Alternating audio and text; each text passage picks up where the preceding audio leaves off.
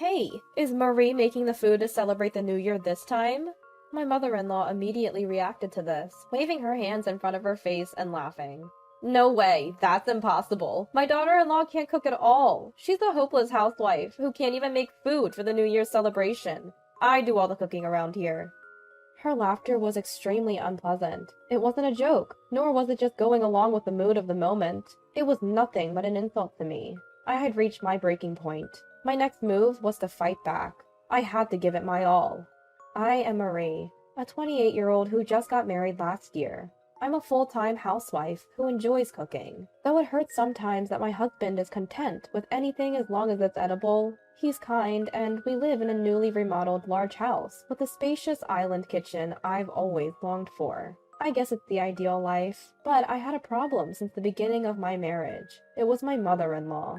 She claims to be good at cooking and thinks I'm a failure of a wife who can't cook. Well, I could endure it if she just thought that, but she was a very troublesome type who would go around saying it. Just yesterday, she was complaining to the neighbor's wife, loud enough for me to hear, while I was hanging laundry. My daughter-in-law can't even cook properly! Ugh, it's terrible! I wonder what kind of education she had. My son is so unfortunate. I can't believe it. I was so angry that I almost broke the clothespin in my hand. I could endure her criticizing me, but I couldn't stand her speaking ill of my parents. I deeply respect my parents and have learned countless things from them. Yet, without knowing anything, or even trying to know, my mother-in-law was bad-mouthing me every day. Today, too, she seemed busy ruining my reputation, and I could hear her shrill voice gossiping with the neighborhood. She doesn't even know how to use seasoning. I have to cook, or else there's no taste. Why did my son marry someone like her? Then the neighbors chimed in. Freda has had it tough too. And why don't you teach her? I really wish they would stop. I gripped the glass in my hand so hard that it cracked. In the evening, when my husband Gregory came home, my mother-in-law was in the shower. I saw my chance and decided to unload everything I'd been holding back on Gregory. Can't you do something about your mother? She's going around the neighborhood every day saying I can't cook. Can't you say something to her, Gregory? As I put away the jacket Gregory handed me, I told him about my mother-in-law's behavior. Gregory doesn't particularly love his mother, and he does care for me, so I thought he would defend me. I believed he would sympathize and say, that must have been tough. But what came out of his mouth was entirely different. Well, Mom has always been particular about cooking, Gregory said, scratching his head and looking troubled. Particular about cooking? I almost blurted out. With that heavy seasoning? I stared at Gregory in disbelief, but he was dead serious. Come on, she's a good cook, right? Well, I don't really know much about good or bad cooking. Anyway, please get along with Mom. That's a wife's duty, isn't it? With that, Gregory left the room. Is this a joke? That was the only thought left in my mind. A good cook? A wife's duty? What does that even mean? All sorts of frustrations rushed into my heart at once. To be honest, and I hate to say it, but my mother-in-law's cooking is far from delicious. She's been in charge of all the cooking for the past year to prevent me from doing it, but I've never found it tasty. She's convinced that strong seasoning equals delicious. Gregory, who grew up with that taste, always finishes his meal without a fuss, but I honestly struggle to eat it every day. Continuing to eat such heavily seasoned food is definitely not good for my health.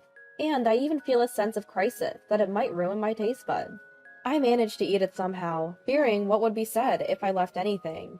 Alone in the quiet bedroom, I let out a big sigh. The shock wasn't that Gregory didn't criticize his mother's cooking. It's a wife's duty, huh? It was that he didn't take me seriously. At times like this, I miss the taste of my parents' home cooking. A few weeks passed, and the atmosphere of the year-end became more pronounced. It would be my first New Year since getting married. In this house, it's a tradition for relatives to gather every New Year and eat a feast prepared by my mother-in-law. When Gregory told me this, I secretly thought, really? Even though I just responded with, oh.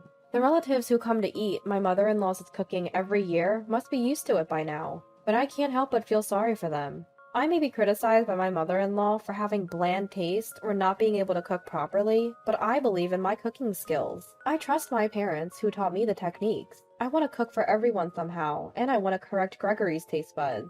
With that determination, I decided to ask my mother-in-law, even though I knew it was a long shot. Mother-in-law, about the food for the New Year's celebration.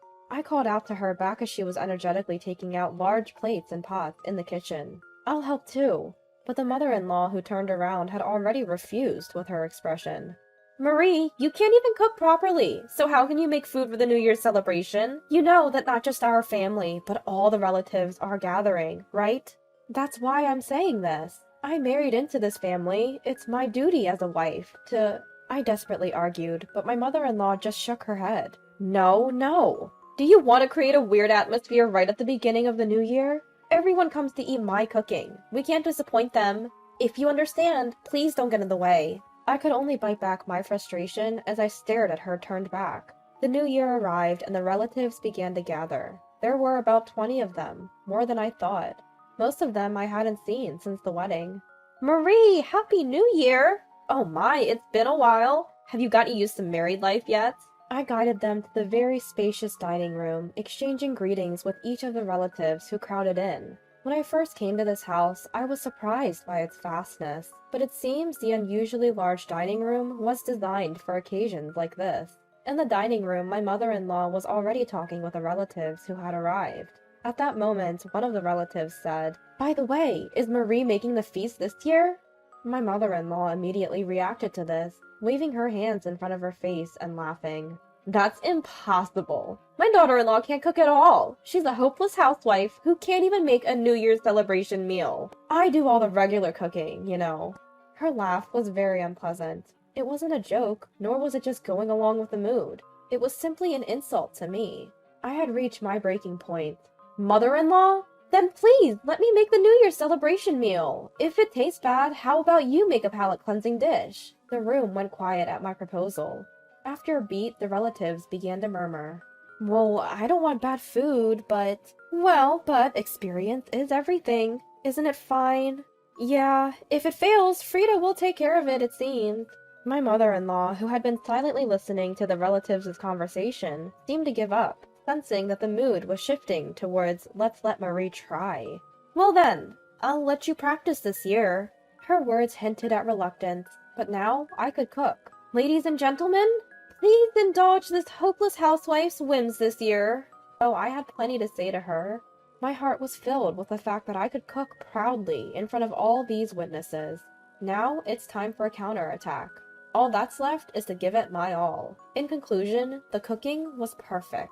Before the beautifully arranged feast on the large plate, exclamations of admiration rose from the relatives. Wow, it looks delicious! Well done, Marie!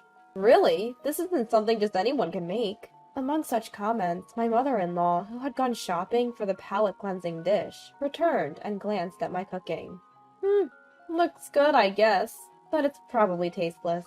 She emphasized the word probably, clearly unwilling to acknowledge me, and then deliberately said, Well, I must make the palate-cleansing dish, and hurried into the kitchen. Ignoring her, I went around, handing out paper plates and forks to the relatives. Everyone, please enjoy. Even as she headed to the kitchen, my mother-in-law's back was clearly focused on us. The relatives, in turn, took the food and tasted it. This is... someone muttered, their voice seemingly trembling. My mother-in-law laughed as if she were thoroughly pleased. See, I told you. This is why she's a hopeless daughter-in-law. Everyone, you don't have to force yourselves to eat. I'll make a palate-cleansing dish right away. Her voice was triumphant, but it was soon drowned out by voices of joy. This is the first time I've tasted such delicious New Year's celebration food. This is restaurant level. It's even better. It's like a hotel course meal. Marie, where did you learn to make this? Huh? Standing in front of the lively crowd centered around the food, my mother-in-law was left speechless. Without anyone paying attention to my mother-in-law, all eyes were focused on me. Actually, I began deciding to reveal the truth to everyone. My family owns a historic French restaurant, known as a place where you can eat authentic French cuisine. It's even listed in the Michelin Guide. My father, the current 5th generation, oversees everything related to cooking, and my mother, who also comes from a family of chefs, supports him devotedly. I grew up watching my parents, and by the time I was in upper elementary school, I was learning to cook from them in earnest. My brother is set to take over, and even though I've left home after getting married and probably won't be involved in the restaurant in the future, all the cooking knowledge I've learned from my parents is within me, and I'm proud of it. That's why I couldn't stand my mother-in-law's words and actions that denied my cooking skills. To deny my cooking is to deny my parents and the restaurant that my ancestors have passed down through generations. That's the situation. Actually, I did tell you before we got married, mother-in-law. My mother-in-law, who tends to disregard others and look down on me, seemed to think of me as just a daughter of a small country restaurant. Furthermore, Gregory, who is utterly indifferent to food, probably doesn't even understand the difference between a family restaurant and authentic French cuisine. I can't help but wonder why I married into this family. Marie! When I turned to the voice calling me, several eyes were looking at me, somewhat hesitantly, but expectantly. Can we eat more? I want to eat more too! Despite the substantial volume of the feast I had prepared, it had been completely consumed. Suddenly, I felt a surge of happiness, and almost cried. Being praised for the food I made should have been normal before I got married, but it seems I had completely forgotten that feeling in the past year. Yes, I'll make more right away! I dashed out of the room, passing by my mother-in-law, who was still standing still. Come to think of it, she had bought some ingredients. I decided to serve these people with all my might, no matter what I might be told later. Mother-in-law, I'll use the ingredients, okay? I gave a warning, but as I thought, there was no response. The ingredients were left as they were in the kitchen. As I reached to look inside the supermarket bag, someone entered the kitchen. Will you teach us how to cook too? I looked up to see about 5 women standing in a row. They ranged in age, from around my age to about my mother-in-law's age, but their eyes all sparkled the same way. The food was so delicious. We want to be as good as you. In retrospect, those words must have changed something inside me. I had never thought about teaching cooking before, but if there were people who felt that way about me, and if I could be of any help, I wanted to teach as much as I could. That's what I thought. With pleasure! I answered with a smile, and the room burst into excitement. Everyone was talking about how they would surprise their husbands by becoming good at cooking. And so, the impromptu cooking class began. Watching us cook with serious faces from a distance, my mother-in-law was silently cleaning up, and the finished dishes were met with more praise. I have to say, I actually found Frida's cooking a bit too salty for my taste. Marie's cooking is more delicate and refined, truly professional French cuisine. While I was happy to be recognized and celebrated by everyone, I felt a bit awkward towards my mother-in-law and smiled vaguely.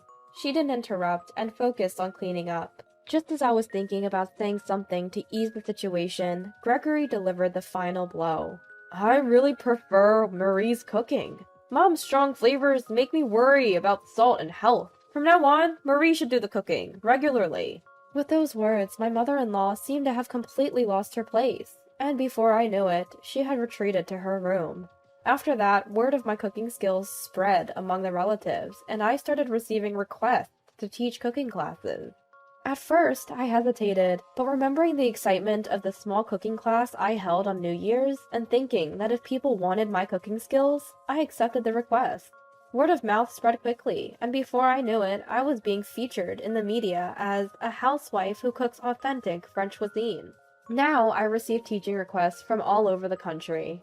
Life is truly unpredictable, and this was an unexpected turn of events, but I even had a conversation with my father in a cooking magazine.